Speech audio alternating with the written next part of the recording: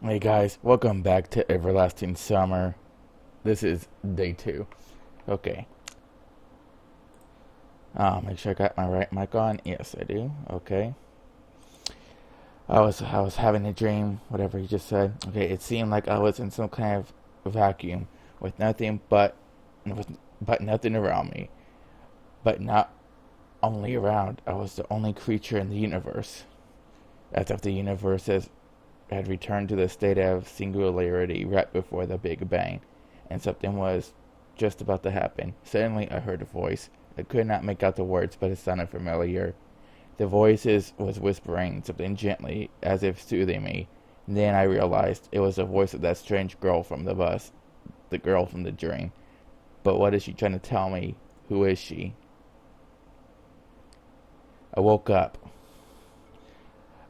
Bright sunlight struck my eyes. It was almost noon. After stretching lazily on the bed and yawning, I started to recall the previous day. In a few seconds, all its events passed before my eyes. The bus, the camp, the local inhabitants. No, that's just wrong. Not this whole situation, not me being here. It was wrong by default. My attitude towards what was happening was wrong. Because yesterday I fell asleep here just like that. And before that I chatted nicely with the local pioneers, even managed to crack a few jokes. How could I act like that in such a situation? I should be frightened, startled by every little rustling, should avoid all contact with the potentially hostile creatures. The last day's events were getting hazy, like I had a hangover. This really feels like the morning after a heavy drinking party. Yesterday's natural, flawless, absolutely normal conduct becomes a nightmare in the morning. A grotesque illustration from the Divine Comedy. Yes, it's just like that, and I can't change the past now. Then again, I probably assessed the situation and was acting accordingly. I glanced around, trying to figure out whether I had been thrown somewhere else, but Olga's cabin looked the same as yesterday. Everything seemed to be in its place, except for a pioneer uniform, which has hanging from the bedhead. I fumbled with it in distress and tried it on. At least it's better than walking around in winter clothes. Wish I could see myself, but I look like a clown. And for that I needed a mirror, at least a tiny one. I finally found one on the wardrobe door. Holy! I looked at the newfound pioneer and jumped away in surprise. There was some teenager on the other side of the mirror. He resembled me, but he wasn't me.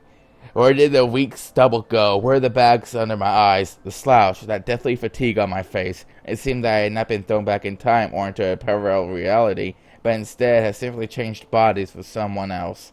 Right, that's real simple. Such things happen every day. I took a closer look at the stranger, and then I only realized it was actually me. It just wasn't today's me. Maybe the one from between my school and university years. Well, at least that's something. There you go. The person in this extreme situation did fail to notice the elephant in the room after all. Wait, what? But the camp leader noticed it, and last night she told me off for addressing her without proper respect. I'll screw that.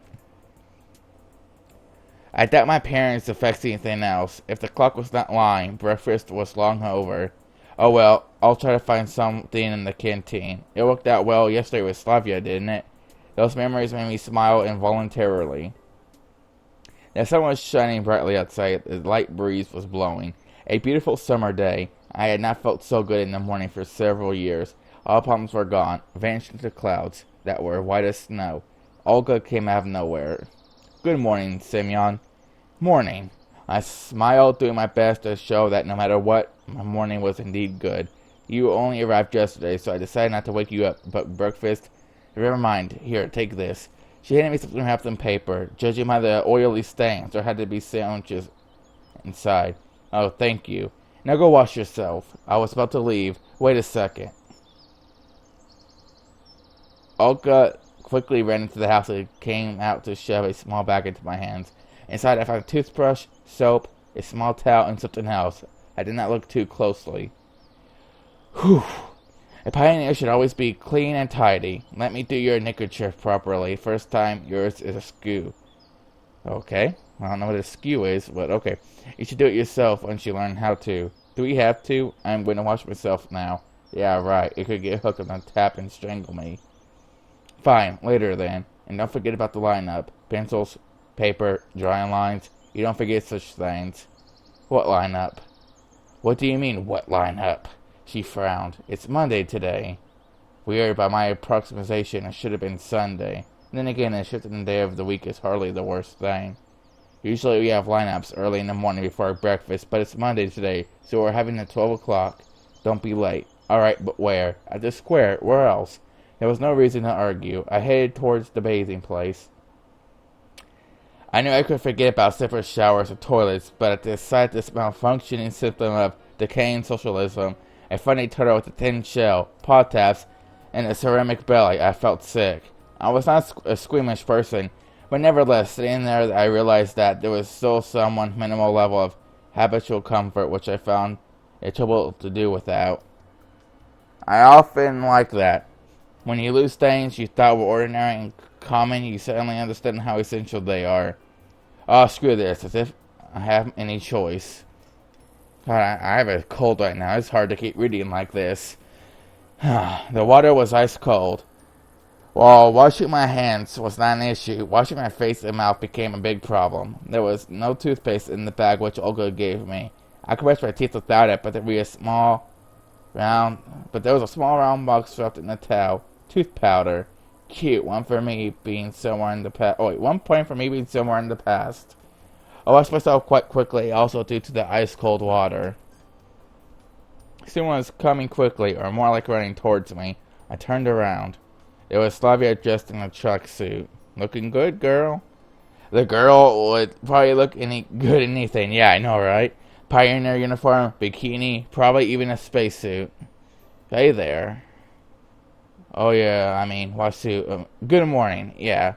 Oh yeah, real smooth. Why didn't you come for breakfast? I overslept. I said it as if I was proud about it. But Olga gave me some sandwiches. Oh, great thing. Don't forget about the lineup. Yeah, sure. As if I could forget. Right, I gotta run. Enjoy yourself. She waved goodbye to me and disappeared around the past bend. Looks like it's a couple of minutes until lineup.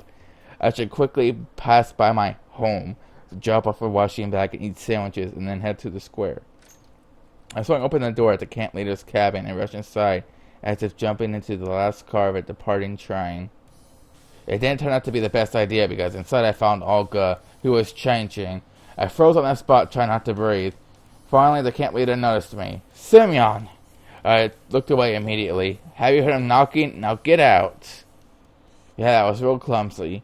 Although I did enjoy the sight. Yeah, I know you did, you perv. Okay, who wouldn't like that sight of Olga? Okay, well, anyways, Olga followed me out in a minute. Here, take this. Now it is your home, too. She handed me a key. I put it in my pocket. Home. Of course, if you disregard how fantastical the current events were, this camp was far from being the worst place on earth, but try to call it home. Just after one day spent here, I doubt I'll ever be able to do so. Alright, let's go, we're late. But what about the sandwiches? Just eat them on the way. Duh, dude, just eat them on the way, obviously.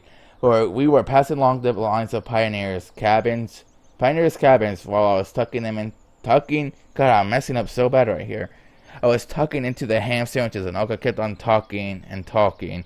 She was buzzing like a game of Operation with Parkinson's. Well, that's rude. But I cared about nothing but the food. Understood? Huh?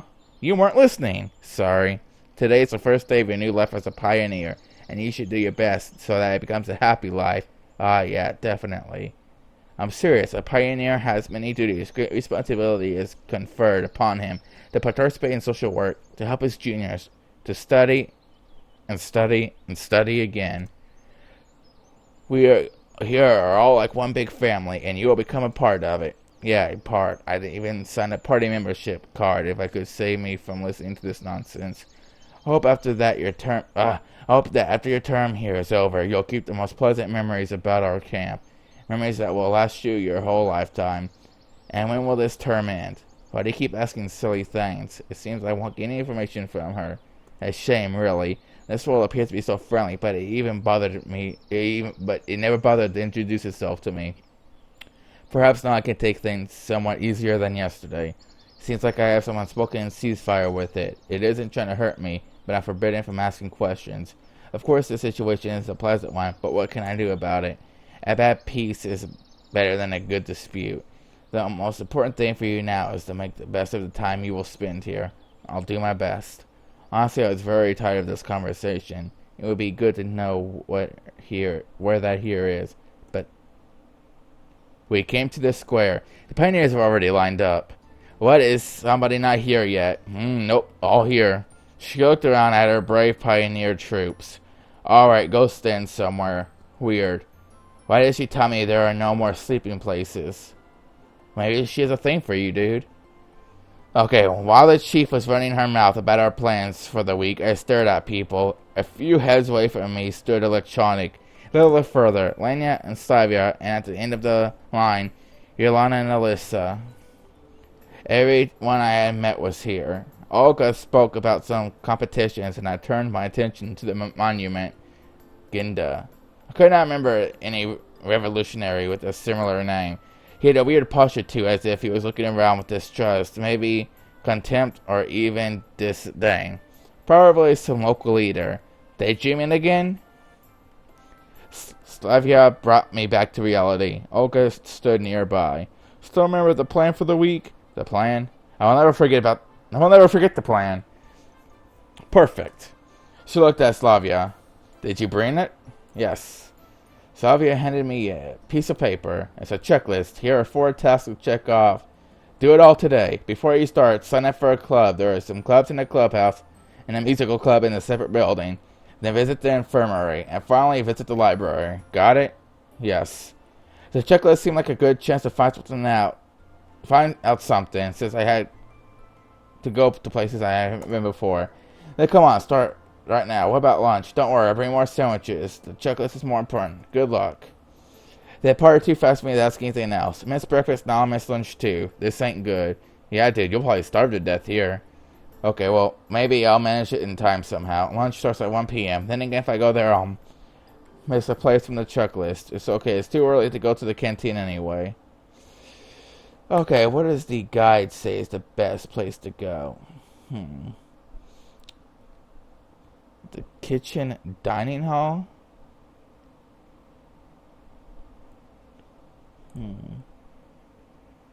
Okay, so to the kitchen dining hall. Nonetheless, I decided to go have lunch. The checklist isn't going to run away. I'll get it signed later, when my stomach clearly won't wait till dinner. With these thoughts, I entered the canteen. There was almost nobody inside. Apparently most pioneers had lunch already.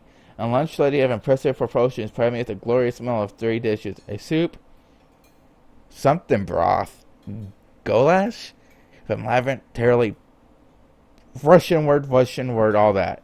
I don't know how to speak Russian words. Too hard. Okay, garnished with potatoes boiled according to the craziest fashion of...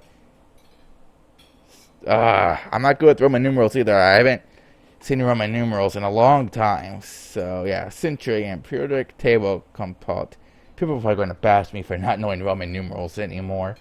Hardly a menu, 5-star restaurant with envy, but I was too hungry to care. After all, compared to my usual meal of ramen or macaroni and cheese, this indeed wasn't too bad. I sat at the nearest table and concentrated on chewing. My focus was soon disturbed by a sudden mighty slap on my back. I even choked. Yolanda was standing in front of me with a victorious look on her face. I'll choke the life out of you one day. Catch me if you can. She stuck her tongue out. You tried once and couldn't. Alright, then I'll ambush you somewhere. That's not fair. Look who's talking, Miss Fairplay. I grinned. Okay, you wait. I'll get some food and come back and we'll eat together. I could do without such company. Better hurry up with my lunch. Hey, Very, came back after just half a minute. She had a huge roast beef on her plate and a few large boiled potatoes compared to my royal feast. How do you? Where did you get that? Got her no places. She looked at me and grinned with all 30, wait, what? Or whatever. Or however many she had teeth. I won't stand for this. I never was a master of pranks, and in school I often found myself on the bullied side. Well, I had to get back at her somehow.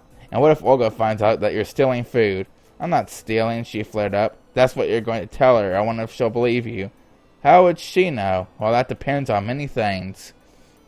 Like what? Yolanda looked at me in the eyes. Bring me a bun, a sweet one. Where am I supposed to get it? The same place where you get all this? I pointed at her plate. She hesitated. Alright, one bun. And I promise you won't tell Olga. You have the order of a pioneer. She ran out towards the kitchen without hesitating. I opened the pepper box and emptied it into her drink. Just as I finished, the restless girl came back. Here you go, racketeer. Looks like she didn't notice. Okay, now who drinks his compote last carries trays? Don't be silly. Silly, watch me. I won't play these childish games. Looks who's talking. I smiled maliciously. Huh? You watch me then. 1, 2, 3. She didn't even let me grab my glass, and in one quick motion, downed her drink.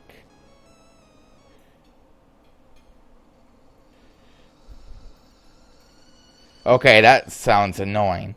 Okay, well, in just 1 second, her expression changed to have an authentic terror. Her cheeks went red and her eyes were about to pop. Jumped from the table and rushed. She jumped from the table and rushed to the table with the drink and water, spitting, yelling as she went. You. I decided not to wait for her and went outside giggling to myself while finishing my bun. Okay, we went to the dining hall clubhouse. Okay, let's go to the clubhouse then. I went to the clubhouse. To tell the truth, I never really liked extracurricular activities. Neither have I, man. I always skipped them all when I was in school.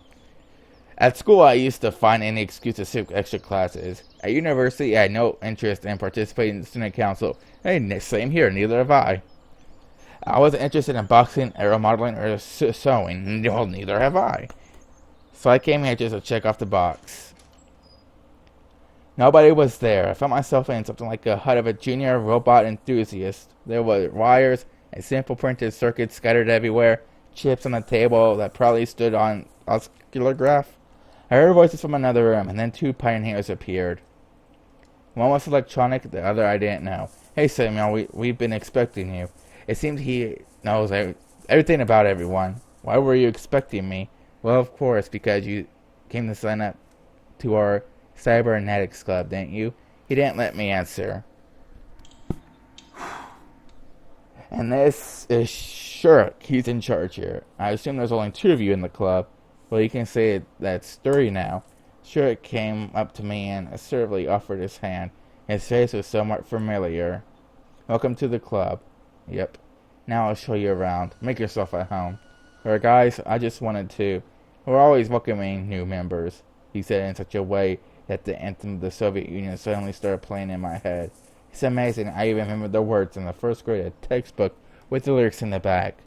No, I just wanted you to sign my checklist. Yep. You sign up to the club, we'll sign your checklist. He grinned. I was getting ready for a long, important argument, but then I heard someone enter. I looked back and saw Slavia. Samuel, I hope you're not giving any trouble. She narrowed her eyes, looking at the future of the motherland's robotics industry. I know these 2. They can. Well, actually, I just need to get my checklist signed. I decided to take advantage of the situation. No problem. Give it to me. Slavia took the paper and marched up to Shirk. Sign it. Oh, God, it's cold. That's me getting out of breath trying to read. Whew, I shouldn't have made it. I should be making a video right now, but I want to get this done. Hold on. We're not done yet. You're not done. Sign it now.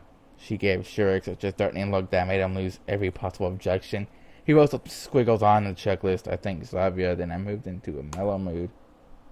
Okay, so we went to the clubhouse. Music club.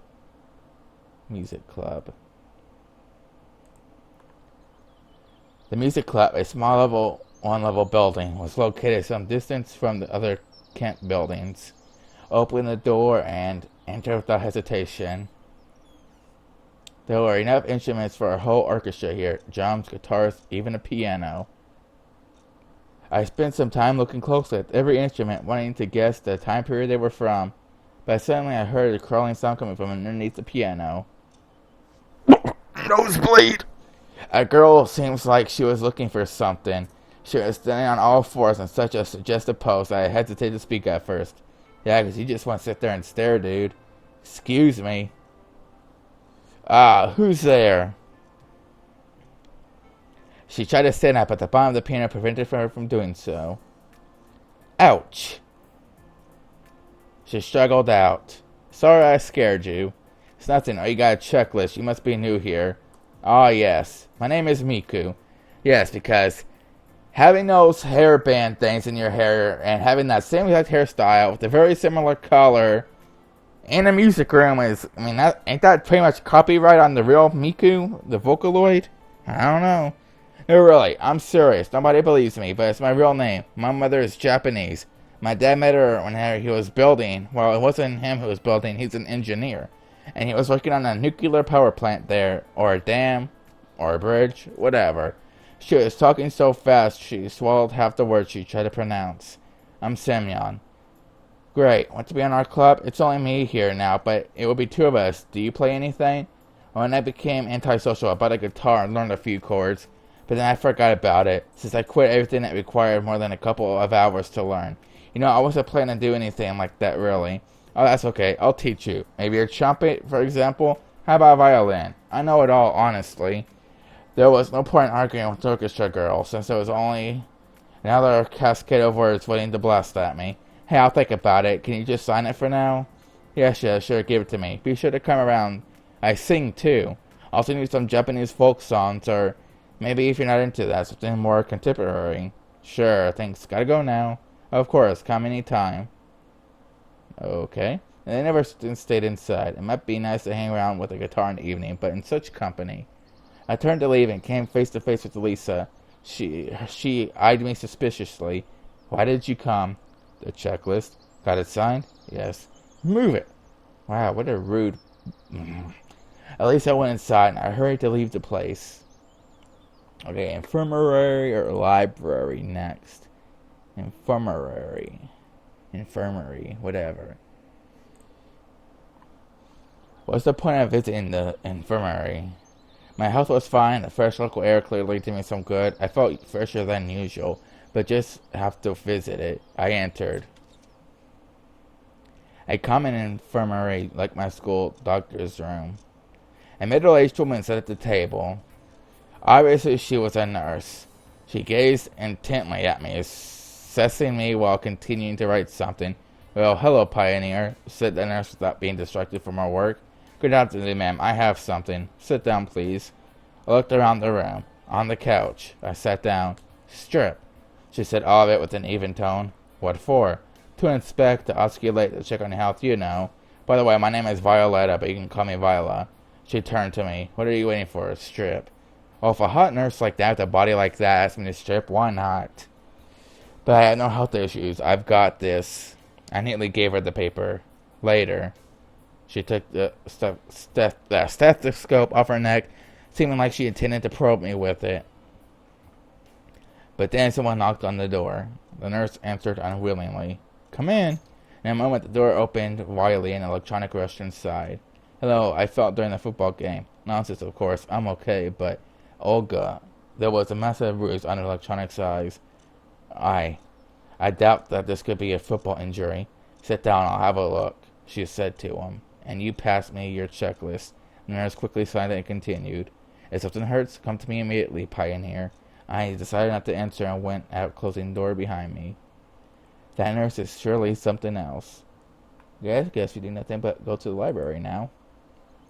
Actually, I love reading, but spending my days in the library under the current circumstances was well beyond my scope, so I better hurry up at this checkpoint. As I stepped inside, a memory of my childhood emerged in my head.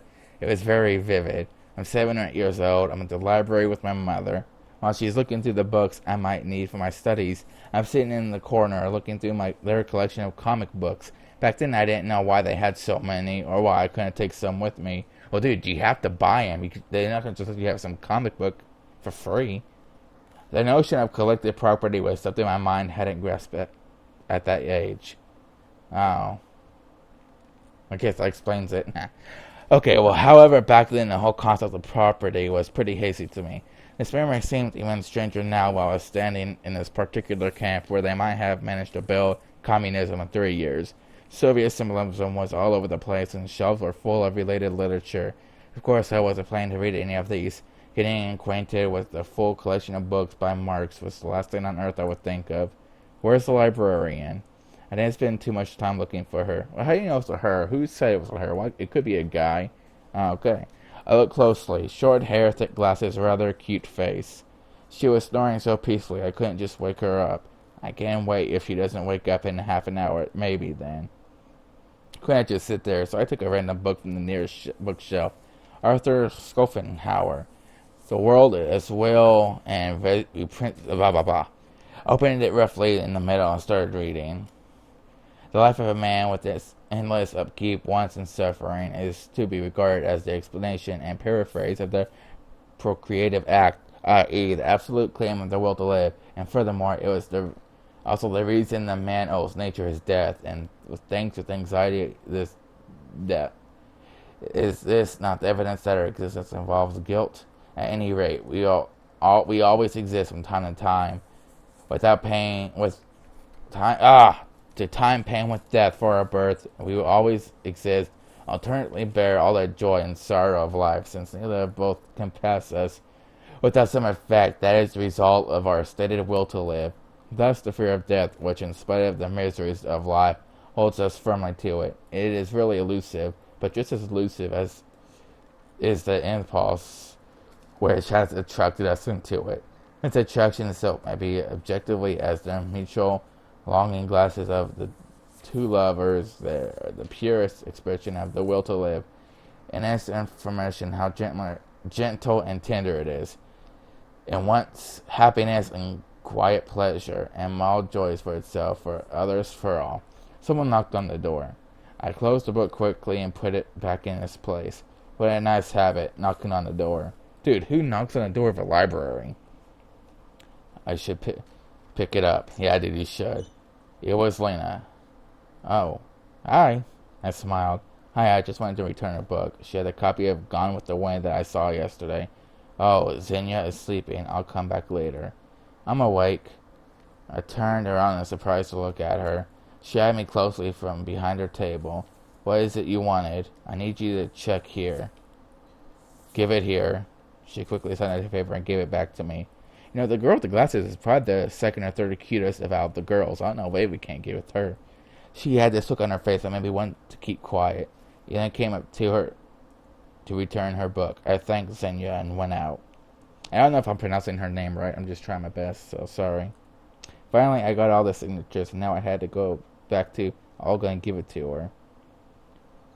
She was sitting in front of her cabin reading a book. Doesn't really look like a good role model for the perfect pioneer that she was planning to turn me into. I wonder if her responsibilities extended beyond giving fiery speeches at the lineup, scolding Yolana, getting involved in my moral, physical, and ideological growth. Here, I offered her my checklist. She placed it in her pocket without even looking at the signatures. Great, I could have signed it myself without going anywhere. Hey, come on, dude. You had fun walking around meeting people, right? Perfect. So did you meet our nurse? Yes. For some reason, her question sent shivers down my spine. Which club have you signed up for? I didn't. I need to think first. That's a pity. It's vital for you to sign somewhere tomorrow. Of course. Sure. Right, it's time to go to dinner. About the time, I was getting hungry. I headed to the canteen together with Olga. I looked at the sky and noticed the sun was already setting. On the porch stood Elisa, electronic, Yolana, and Slavia. As we came up, I heard what they were talking about. And never call me again, or you'll get another one. I didn't call you that. You're hearing things. He did. I heard it all. You weren't even there. Dude, what are you looking at? You're doing some kind of Ken doll pose. You're not... Are you related to Barbie? Anyway, I was in the bushes. Come on, you guys, stop it. So it wasn't a football game. It wasn't a football injury Electronic suffered earlier today. The nurse did a good job. I couldn't even see his black eye. Olga came up to them and asked about the ruckus. What happened? Elisa and Cheeskov. I didn't do anything. She shrugged with antipathy and went inside. Right, dinner time. I entered last. There weren't too many free seats. There were few chairs near Elisa across the canteen, but I'd sooner starve for a week or two rather than risk my head near her. There was also a seat near Yolana, but I'm not the traditional Chinese, whatever calls cuisine. Oh wow, is it that racist? I don't know. Finally, free chair near Miku. Looks like I have to pick my poison. You mind if I sit here? Oh, yeah, sure. I mean, no, I don't mind. I mean, yes, you can sit here. I sat down. Look, it's Buckwheat today. Do you like buckwheat and chicken? I don't like chicken. Well, not that I don't like it, but if you ask me, I prefer to say stroganoff beef or ragout. No, maybe it's just a hamburger or a rump steak. Do you like rump steak? I'm not that picky about my food, and that's the simple truth. Oh, that's so, but the desserts, they aren't really good here. I like ice cream. Do you like ice cream? I just left 48 Kopecks in Leningradsko. Oh, I'm sorry, I keep talking to myself. And let's just say up here, 48 Kopecks and that, whatever that is. Ice cream brands popular in late Soviet Union. Okay. I could go for some ice cream right now, to be honest, but I don't think I have any here at my house. Okay, back to this. Maybe you like Eskimo better. What's that? I mean, I know what an Eskimo is, but what does it mean in that situation? Okay, well, dinner was starting to get on my nerves thanks to such company. Well, dude, you could have sat with like 2 or 3 different other girls, so yeah. And I'm not the kind of person that can just ignore someone who's talking to them, even her. We're at the same table after all. I once bought a waffle cone and started eating, and you know what? I found a screw in there. A real screw.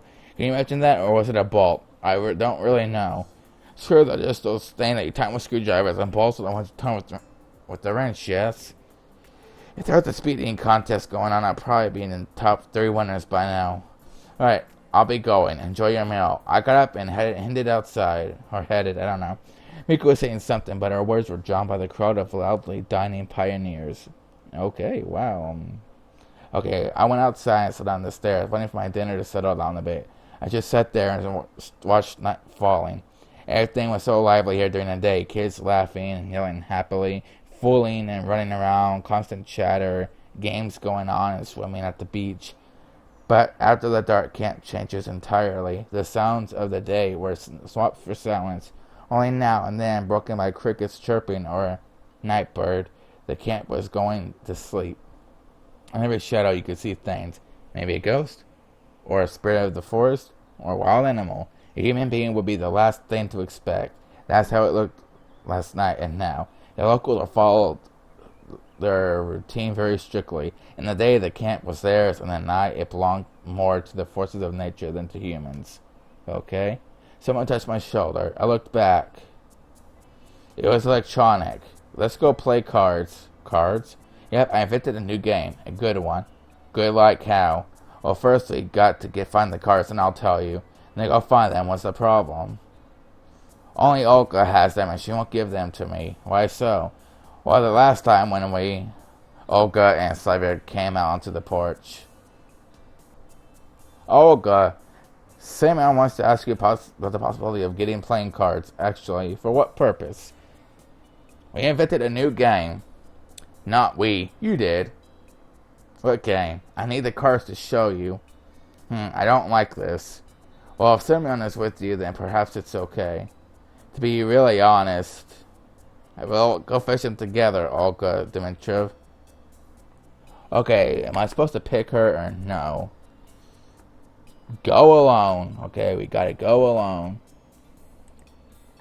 I'll go get them. Fine, they're in my cabin in the desk drawer. I headed to Olga Dimitrov's place. Why did I agree anyway? Then again, what choice did I have? There's nothing to do here at night. At least I'll have some fun.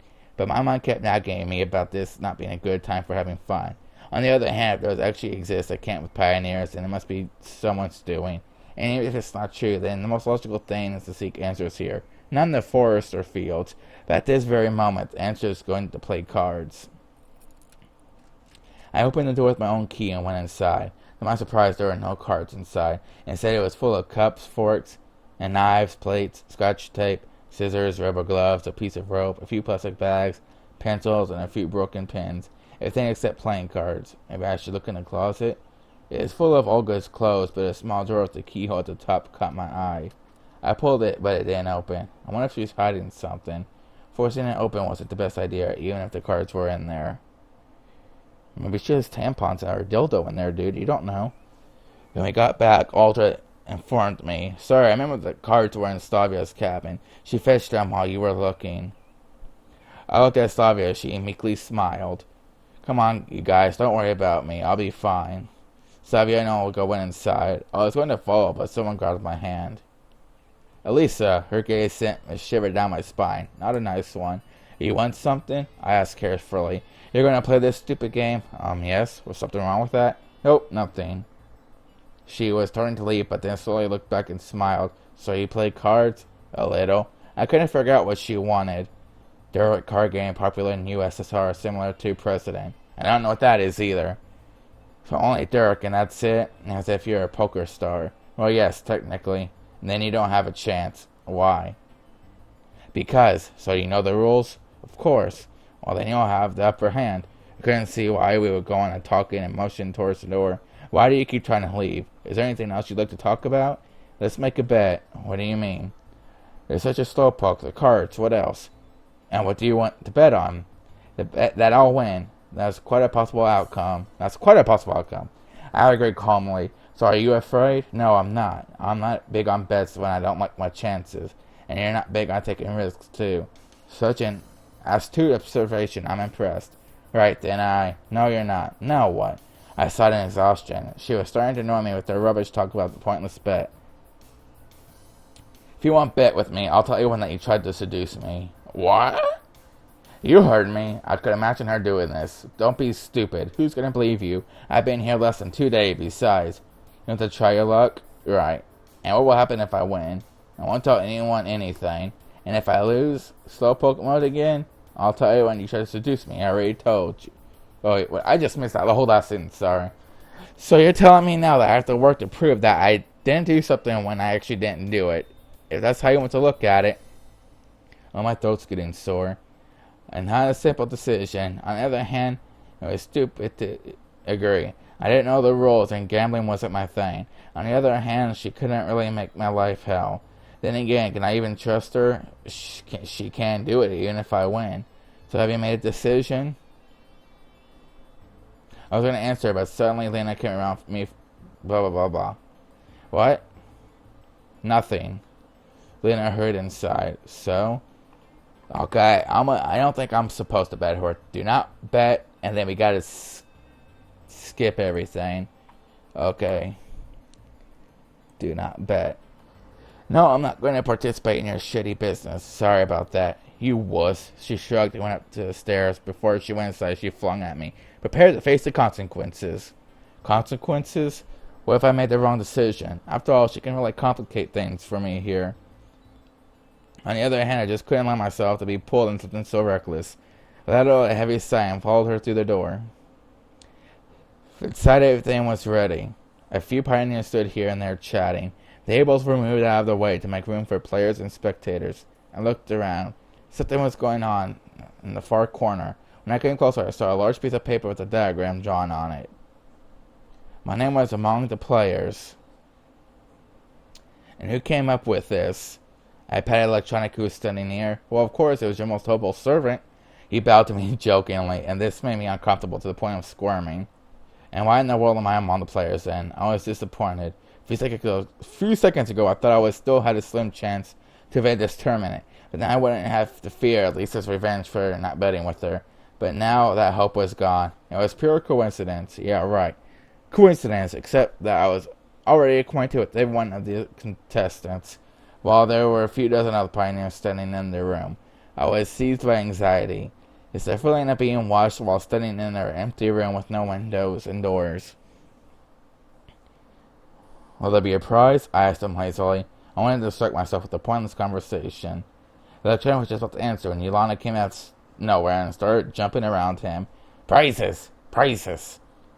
Okay, that was a terrible impersonation, but whatever. Okay, I heard something about prizes. It's not the winning, but taking part that counts. Oh, shut up. Do you know what is the main ethos of the Olympic Games? A what? No. You'll understand when you grow up. She made a worried face and jabbed Electronic in the ribs.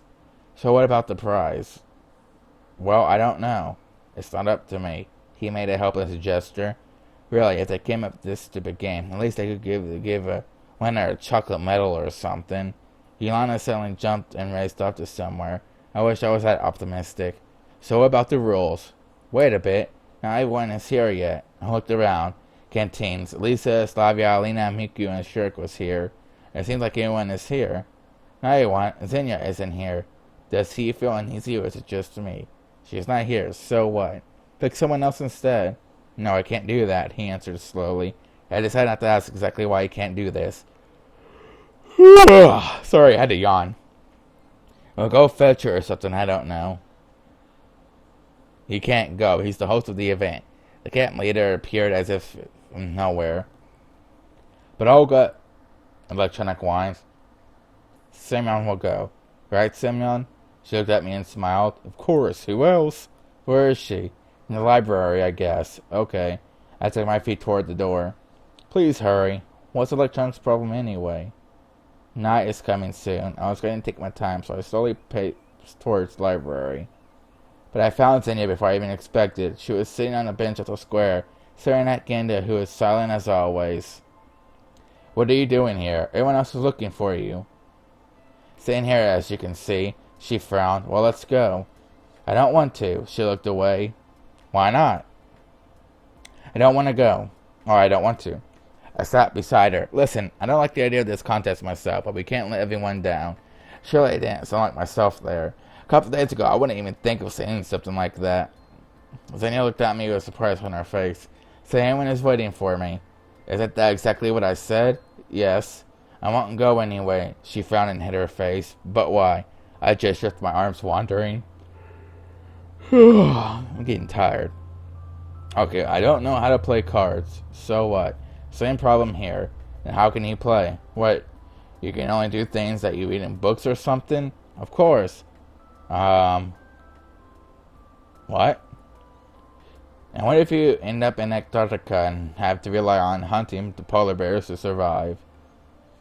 Polar bears don't live in Antarctica.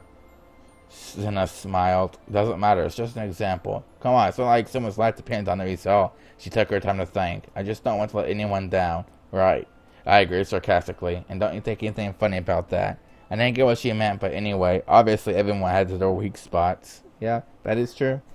In a minute, we were both back at the canteen. Everyone looked at electronic.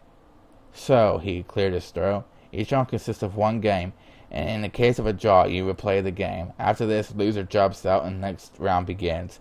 Since the number of volunteers, he looked at me. Since the number of players is just 8, we'll only have 3 rounds. Is everything clear? The crowd cheered. And what are the prizes? The prizes, what are they? Yolana cut it out. Sylvia stepped forward and tried to catch Yolana. I won't rest until the prize is mine. Seemed like this girl had enough energy for a warp jump to Alpha Centauri. Okay. Prize is. She repeated it over and over. Stop it. Sylvia tried to reason with her. The electronics seemed to be getting dizzy from all this running around. Let's start already, I said calmly and added to Yolana, or you won't get any prizes. She looked at my argument and got through to her, so she took her place. Sylvia followed her, giving me a grateful smile as she passed. The pioneers finally settled down. I approached a table that Lena sat behind. You don't mind? She looked up and blushed. Don't worry, I don't know the rules myself, and how can I be sure that it's not only myself? I sat down. Turns out we'll have to play the first round together. Yes. Fine Electronics started to explain the rules. Okay, we're going to skip it. Electronic, who is silently watching our game, nodded in approval. Looks like now we're getting somewhere. Now during the round, opponents 3 times keep an eye on each other, penetrating your opponent with your eyes. I chuckled. Penetrate. Oh, it's so funny. Oh, never mind. I tried to keep a straight face. He stared at me for a moment, then moved on. And then we turned the cards to see whose hand is better. Sean went back to his diagram. Skipped the tournament and lose against Lena. It's so frustrating to lose anyway. I left the canteen. It was still too early to sleep, and a short walk looked like a good idea. Which should I head to? Okay, where do we want to head to? Beach. Okay, we gotta go to the beach. I came to the beach. I was not in the best mood and I really had no desire to swim, but I still came to the water's edge and tried the water with my hand. The water was warm. Seems like it was still cooling down after such a hot day. Well, perhaps some other time I will come back to swim. For the first time today, I finally felt how tired I was. There was no light in the window, so Olga must have been sleeping already. Strangely enough, she waited for me yesterday. I entered the cabin quietly and stripped and laid on the bed. When you think about it, my situation hadn't gotten any clearer today. In fact, I spent the whole day doing useless stuff. I would have never would have even thought about doing something like this in the real world. Although I have plenty of time. How much time I would have here in total is still a mystery. Maybe an eternity, or maybe there are only a few minutes left. I just didn't want to think about the past, about how I got to this camp. For the first time in a long time, I felt really tired. Not only emotionally tired, but also physically tired. Psychologically tired, and God knows how else tired. I just wanted anyone and everything else to shove off, trying to think about my own thoughts. I wanted this mess to somehow resolve by itself, or at least without my active participation. And what if I'm stuck here forever? Then I'll have to get used to it. So just like that, I'm not ready. My consciousness slowly drifted away from me, and it progressively harder to concentrate on something distinct. Perhaps it's better to wait until tomorrow. I rolled over and fell asleep.